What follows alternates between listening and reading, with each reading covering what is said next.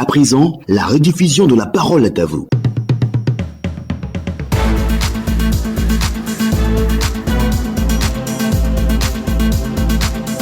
Merci de nous rejoindre pour ce numéro de La Parole est à vous. Cybercriminalité, le gouvernement décide de durcir désormais les peines face à la criminalité cybernétique qui persiste et devient multiforme. L'État de Côte d'Ivoire décide de corser le dispositif répressif en vigueur actuellement. Les peines et amendes allant du simple au double. Ainsi donc, désormais, un prévenu encourt jusqu'à 20 ans d'emprisonnement et 100 millions de francs CFA d'amende. Le projet de loi a été examiné et adopté par les députés membres de la Commission des Affaires générales et institutionnelle de l'Assemblée nationale. Que pensez-vous de cette nouvelle disposition et puis peut-elle aider à baisser la criminalité dans notre pays? Deux numéros, le 27 20 21 44 48 ou le 27 20 24 27 87. Notre page Facebook Blaise Kwasi nous dit qu'il est indéniable que la cybercriminalité zéro n'est pas pour demain. L'État a beau prendre les mesures les plus répressives à ce fléau, à la peau dure ne disparaîtra pas. Pour ce faire, l'État devra alterner répression, sensibilisation, dissuasion. Et puis Zakaria Gourou, Dabangourou nous dit que la décision du gouvernement est pertinente. Personnellement, la cybercriminalité est une notion polyforme qui peut bien concerner les infractions classiques comme par le biais des technologies numériques. Face à ces menaces et risques,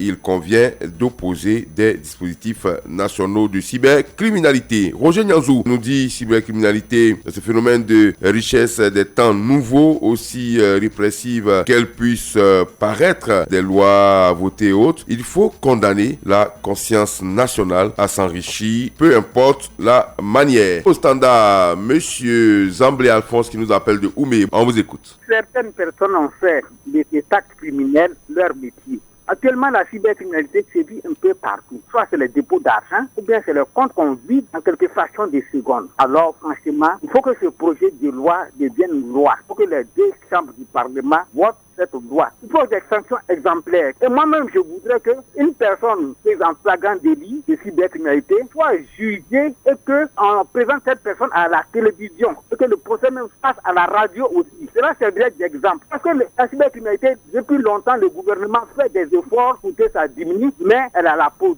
dure. Alors, il faut des sanctions exemplaires. Sinon, franchement, notre argent est en danger. D'accord. Parfois, vous recevez des appels, oui, bon, faites un dépôt de 100 000, de 100 000. Or, c'est de l'arnaque. Et vous déposez cet argent, on ne retrouve pas les traces. Alors, vivement que cette loi soit votée, et cela servira d'exemple. Si la personne soit jugée, merci Adama et bonne émission. Merci. On part à Sono Panigokro, c'est pas très loin de Mbayakro, avec M. Yema Kouakou Florent. On vous écoute. Il faut dire sincèrement que ce phénomène de cybercriminalité trouble la quiétude de tous les citoyens pour dire que nous sommes tous exaspérés, tourmentés, ne sachant exactement que faire, impuissants face à ces bandits de grand chemin. Ce n'est pas seulement que soutirer de l'argent, faire de l'arnaque, mais porter atteinte à la dignité d'une personne. Des vidéos porno qu'on vous balance et qu'on vous intime de déposer soit des fortes sommes, c'est ça qu'ils vont balancer. Mais c'est un criminel. Alors aujourd'hui, c'est avec ferveur que nous saluons ces nouvelles dispositions prises par l'État ivoirien de corser les peines et mesures à l'endroit de ces auteurs qui s'adonnent à la cybercriminalité. Et penser aux droits de l'homme pour vivre dans la quiétude, dans un milieu sain, garantir le droit à la vie, dans la défense et la protection des droits de l'homme, c'est à saluer à sa juste valeur. Il nous faut tous épouser les meilleures actions du gouvernement pour comprendre que le civisme est la mère de tout bon comportement. Mon frère Adama Bakayoko, il faut que cela s'arrête. Okay. Et même, je dirais qu'il faut aller au-delà de ces peines, c'est-à-dire encore des mesures plus braconnières pour traquer ces bandits. Merci au gouvernement, sincèrement. Ce message est bien tombé et je pense que les oreilles qui vont l'entendre l'ont entendu. D'accord. Merci beaucoup à vous, M. Yema Kouakou-Florent. On rappelle que d'abord la loi a été adoptée donc en commission à l'Assemblée nationale. L'autre étape, c'est la plénière, doit être adoptée encore en plénière. Après cela, la loi sera présentée au Sénat. Si le Sénat, bien sûr, adopte cette loi, finalement, je pense qu'elle va retourner au gouvernement pour, bien sûr, être promulguée et puis être publiée, bien sûr, au journal officiel. Voilà donc tout un chemin pour cette loi. Mais déjà, vous saluez l'adoption de cette loi-là en commission. On On retrouve au standard Monsieur Kwadio Jean-Marie Labangourou. On vous écoute. Moi, je pense que vraiment, cette loi que les députés viennent d'adopter là, vraiment, c'est une très bonne initiative qu'ils ont prise. Mais vraiment, ce que je déplore, c'est quand les gens qui font la criminalité, quand on les prend, quand on les monte à la RTI, on casse leur visage. Mais vous cassez le visage de ceux qui ont fait du mal aux gens. Mais comment ces gens de trucs-là peuvent arrêter dans ce pays-là? Il faudrait que ceux qu'on les attrape, on les montre, quand tout le monde sache que oui, c'est celui-là qui a fait ça, c'est celui-là qui a fait comme ça. Là, nous tous, on sait que demain, si toi aussi tu t'as fait là, quand on te prend, c'est la même chose comme ça, on va te faire.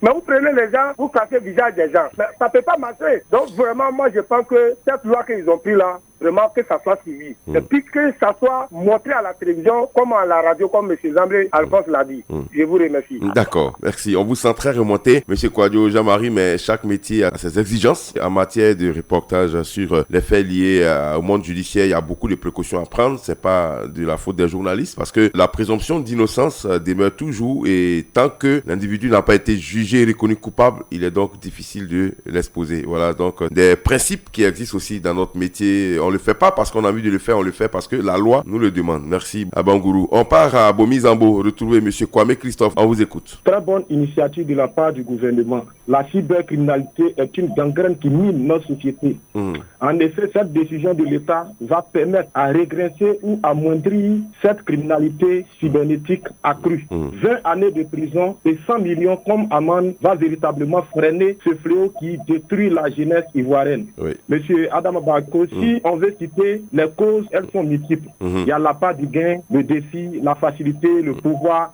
l'envie de nuire, etc. Les méfaits sont multiples. Plus simple à réaliser derrière un écran ordinateur qu'en réalité.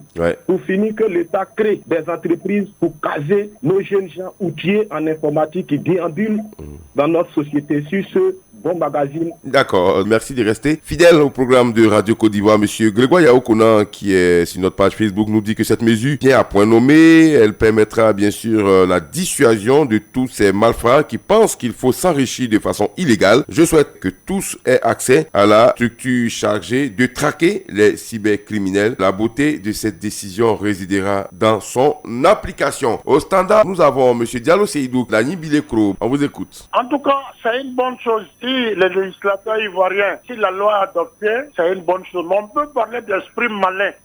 Celui qui n'est pas intellectuel ne peut pas escroquer l'argent de quelqu'un. C'est au sein, c'est entre eux-mêmes. Et quand vous avez de l'argent, immédiatement on donne le code à quelqu'un. Si la loi frappe allant de 1 an, 20 ans de prisonnement ferme, ils vont marquer un temps d'arrêt. Parce que c'est quand même grave. Quand tu vas aller vider le compte de quelqu'un qui n'a pas travaillé, c'est entre eux-mêmes. Je ne vais pas citer des noms ici parce que la loi ne m'autorise pas. Celui qui ne connaît pas le papier peut vider le compte de quelqu'un. Ils sont instruits, capacité intellectuelle qu'ils détiennent, et même ils ont des appareils quelque part. Celui-là a beaucoup d'argent sur son compte. Mais si la loi frappe qu'on arrête un, qui montre ses complices. Mais à la télévision, pourquoi on ne peut pas montrer le visage des gens? Parce que la justice en premier ressort. Bien sûr. Attention, on ne va pas juger quelqu'un, il parle en appel, il parle devant la Cour suprême. Bien sûr. Et puis peut-être s'il a quitté. Si toi tu montres son visage qu'il a quitté, il va s'en prendre au journaliste. Bien sûr. C'est pas qui a gâté mon nom. Donc c'est pour cela qu'on protège.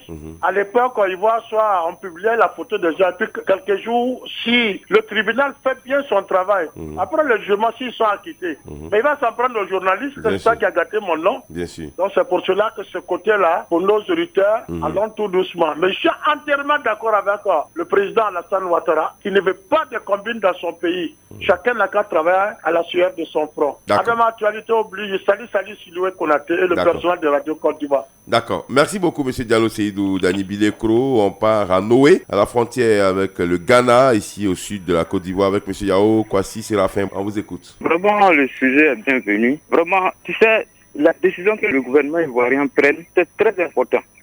Parce que aujourd'hui, si on a appréhendé quelqu'un, qu'il n'y a pas de suite, c'est que ça va continuer tous les jours. Mais s'une fois qu'ils ont appréhendé quelqu'un, qu'aujourd'hui la personne, même si comme c'est que les auditeurs parlaient là, si même la personne n'a pas montré en physique que la photo est là, ça va donner conseil à ses amis. Aujourd'hui, on parle de la corruption. Moi-même, je lutte contre la corruption. Mais si l'État nous donne l'autorisation, comme façon ils sont en train de faire, je t'assure qu'il n'y aura pas beaucoup de problèmes. Parce qu'une fois que tu commences à quelque chose et puis tu vois quelqu'un à côté de toi, tu sens que, vraiment, si je fais une vont me prendre, il y a toutes les choses là, ça va diminuer. Ça ne peut pas finir totalement, mais ça va diminuer. D'accord. Donc, vraiment, je remercie tous les journalistes du Côte d'Ivoire et le président de la République. Vraiment, les décisions qu'ils prennent là, c'est très important. Ça va nous aider. D'accord. Merci beaucoup, M. Yao Kwadio Séraphin. M. Bossoan Sérémie est sur notre page Facebook. Pour lui, il dit que là où il y a l'argent, il y a aussi forcément la mort. A-t-on coutume de dire, la cybercriminalité est source d'argent facile et c'est là que gravitent les partisans du moindre effort. Il faut utiliser les grands moyens pour combattre ce fléau. Les temps modernes, je pense que l'action gouvernementale est la bienvenue. Et puis, notre ami Victor Azoku nous dit qu'il est temps de durcir cette peine parce que ce fléau prend de l'ampleur et fait du tort à beaucoup de personnes. Nous encourageons le gouvernement dans cette quête-là de bien-être. Depuis Daïro Dizizo, c'est dans le département de Guitry. Et puis Sila Abdul Draman dit félicitations au gouvernement pour ces mesures. Cependant, les forces de l'ordre qui ont compétence dans leur application doivent jouer leur rôle pleinement, nous dit-il. Au standard, nous avons monsieur Boussoubi qui nous appelle de Ouaraboutab. On vous écoute. Moi, je dis merci au gouvernement ivoirien et de corser la peine contre les cybercriminels. La cybercriminalité consiste non seulement à soutirer de l'argent aux honnêtes citoyens, mais aussi à dénigrer systématiquement d'honnêtes citoyens. Vous voyez, ces derniers temps, des gens rentrent sur votre page et écrivent n'importe quoi sur vous, vous salissent, mais écoutez, c'est de la criminalité pure. Et nous-mêmes qui parlons, nous avons été victimes par certains responsables qui rentrent sur votre page et qui essaient de vous salir à boifler. C'est dangereux. Il faut qu'on punisse ces individus à la moralité douteuse. Écoutez, le pays se redresse. 20 ans, je pense qu'il faut commencer à appliquer la loi parce que l'Ivoirien aime le concret. Quand on va prendre un, on va le punir, on va le mettre en prison, je pense que les autres vont se ranger. Et ce n'est pas normal. Bravo au gouvernement ivoirien. Ok. Merci beaucoup à vous, monsieur Boussoubi. On reste dans votre zone, pas très loin de chez vous, à Gonaté, non loin de Daloa aussi, avec monsieur Bolibirier. On vous écoute. La précision que le temps a pris, c'est très normal, mais je doute quelque chose. Oui. Puisque